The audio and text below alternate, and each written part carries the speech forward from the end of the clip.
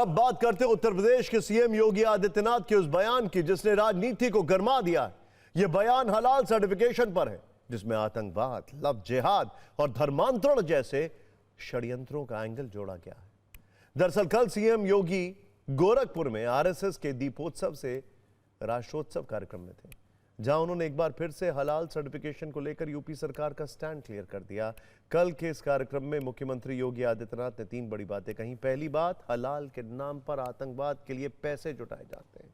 दूसरी बात, इन पैसों का इस्तेमाल धर्मांतरण और लव जिहाद के लिए होता है। और तीसरी बात यह कि हलाल के नाम पर साजिश चल रही है, यूपी में कोई इसे खरीदेगा या बेचेगा नहीं। यूपी में हलाल सर्टिफिकेशन पर पूरी तरह से रोक है। यहां कोई भी संस्था हलाल सर्टिफिकेट लगाकर अपनी चीजें नहीं बेच सकती है। हलाल सर्टिफिकेशन के नाम पर पहले भी सीएम योगी आदित्यनाथ काफी सख्त रुख दिखा चुके हैं। उनका कल का बयान और भी विस्फोटक है। 25,000 करोड़ रुपए देश के अंदर हलाल सर्टिफिकेशन से होता है और भारत सरकार की या राज्य सरकार की किसी भी एजेंसी ने उन्हें मान्यता नहीं दी है।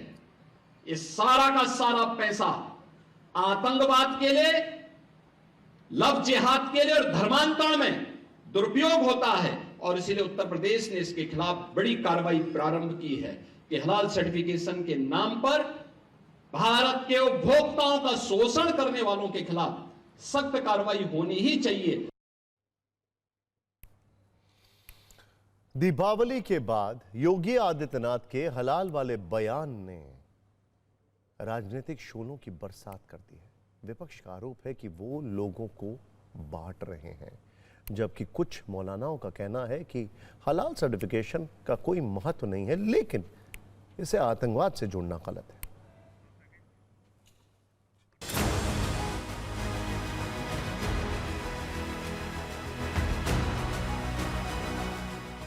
हलाल सर्टिफिकेशन के नाम पर जो हराम फर्जिफिकेशन का ये गोरख धंधा है, ये भारत में बहुत वर्षों से चल रहा है और ये दुकानें खुली हुई हैं।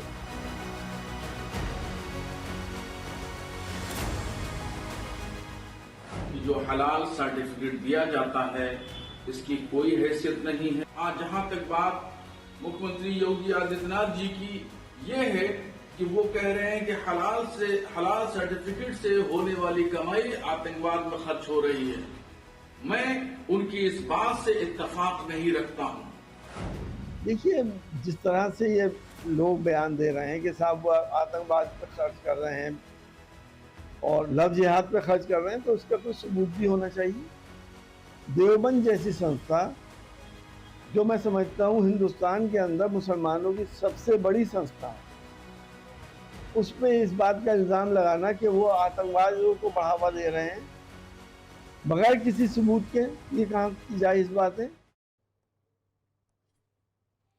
योगी सरकार ने 18 नवंबर 2023 में हलाल सर्टिफाइड उत्पादों पर बैन लगा दिया था।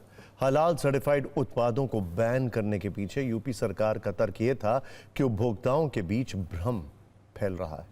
सरकार ने यह भी कहा था कि कुछ संस्थाएं बिना मान्यता के हलाल सर्टिफिकेशन जारी कर रही थीं। इनमें अधिकतर खाद्य, दवाइयां और कॉस्मेटिक्स के सामान शामिल थे, जो सही नहीं है। दरअसल जब किसी खाने या प्रोडक्ट को हलाल सर्टिफिकेट मिलता है तो इसका मतलब है कि उसे बनाने में कोई ऐसी चीज इस्तेमाल नहीं हुई है जो इस्लाम में हराम है। अगर बात मांस की हो तो हलाल सर्टिफिकेशन तब मिलता है जब जानवर को इस्लामी तरीके से काटा गया हो। भारत में जमीयत उलमाए हिंद हलाल ट्रस्ट नाम की संस्था है जो यह सर्टिफिकेशन देती है कि कोई भी प्रोडक्ट इस्लामिक नियमों के हिसाब से बना है या नहीं। जांच में प्रोडक्ट के हर हिस्से को देखा जाता है, उसमें क्या क्या चीजें डाली गई हैं, उसे बनाने का और पैकिंग का तरीका क्या था, यह भी देखा जाता है। वैसे जिस हलाल शब्द की इतनी चर्चा है वो एक अरबी शब्द है जिसका अर्थ होता है वैध या जायज। यह इस्लामी कानून के तहत मुसलमानों के लिए स्वीकार्य और उनकी जीवन शैली को दर्शाता है। हलाल सर्टिफिकेशन का मूल उद्देश्य यह सुनिश्चित करना है कि किसी सामान का उत्पादन प्रक्रिया इस्लामिक विधियों और मानकों के अनुरूप हो। भारत में हलाल सर्टिफिकेशन अनिवार्य नहीं है बल्कि स्वैच्छिक प्रक्रिया है, यानी खाद्य निर्माता को इसे लेना जरूरी नहीं है। भारत में हलाल सर्टिफिकेशन को सरकार द्वारा एक राष्ट्रीय मानक के रूप में नियंत्रित नहीं किया गया है। कई निजी और इस्लामिक संगठनों द्वारा प्रमाण पत्र जारी होते हैं। यूपी में किसी भी सामान पर हलाल सर्टिफिकेशन लिखने पर प्रतिबंध है। अब आते हैं एक मूल सवाल पर कि क्या हलाल सर्टिफिकेशन से कमाए गए पैसे का इस्तेमाल आतंकवाद, धर्मांतरण और लव जिहाद के लिए होता है। एक रिपोर्ट के अनुसार 2024 में भारत का हलाल खाद्य बाजार करीब 2400 करोड़ रुपए था और 2033 तक इसके 6500 करोड़ रुपए का पहुंचने का अनुमान है।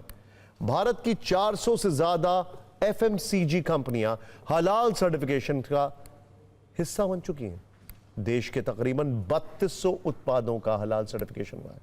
यूपी में 1500 होटल और रेस्टोरेंट हलाल सर्टिफिकेट ले चुके हैं।